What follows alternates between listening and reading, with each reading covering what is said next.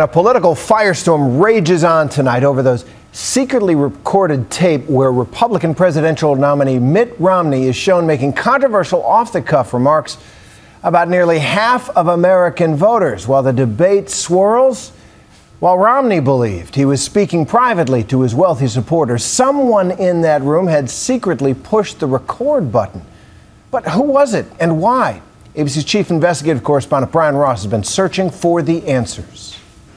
The setting was this mansion in Boca Raton, Florida, the home of a longtime supporter and friend of the Republican candidate for president, multi-millionaire investor Mark Leader, known as a private equity party boy in the gossip pages. It was May 17th, and reporters were told the event would be closed to the press. Too bad you can't go to the fundraisers. The dinner was lavishly catered and supposed to be private, limited to those who paid $50,000 each to hear and dine with Mitt Romney.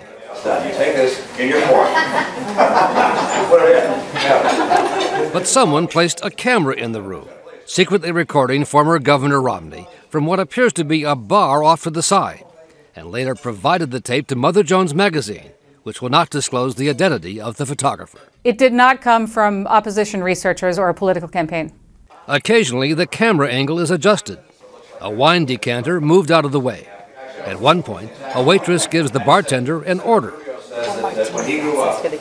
The camera rolled for 49 and a half minutes as Romney delivered the candid remarks that 4 months later would make headlines, including the dismissal of the 47% who support President Obama in response to a question from the audience.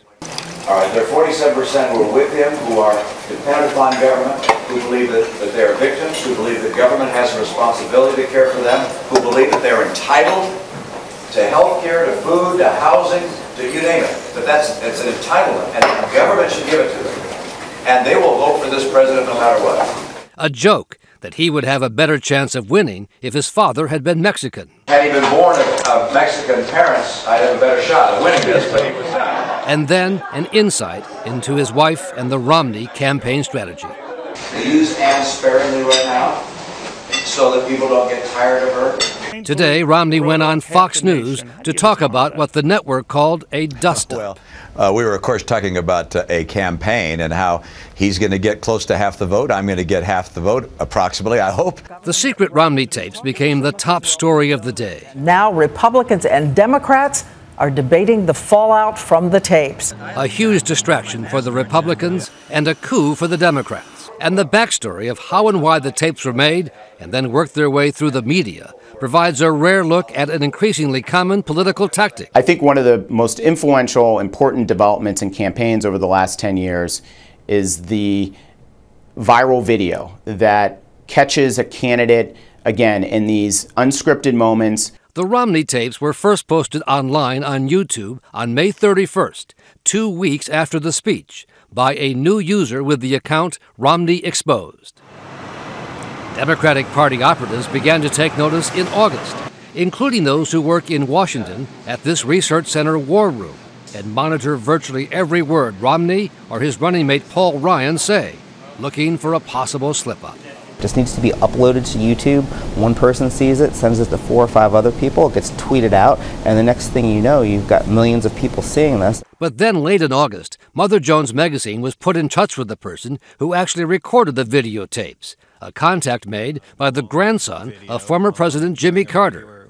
He told MSNBC today the source of the tapes was not one of the donors who gave $50,000. I think it's probably fair to assume that.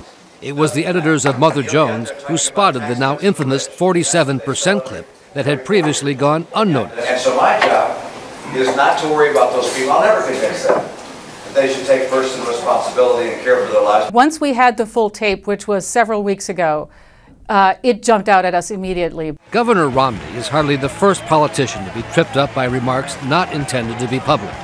Republicans scored a similar coup 4 years ago when a blogger caught candidate Barack Obama on tape at a private fundraising event, talking about the members of the conservative right. So it's not surprising then that they get bitter. They cling to guns or religion or antipathy towards people who aren't like them, or a way to explain their frustrations.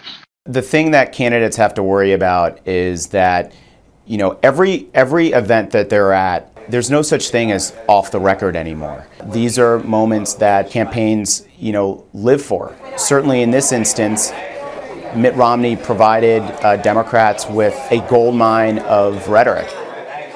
Under Florida law, it is a crime, a felony, to secretly record someone who has a reasonable expectation that they're not being recorded. But many say anyone running for president should always expect that they may be recorded by someone, somehow.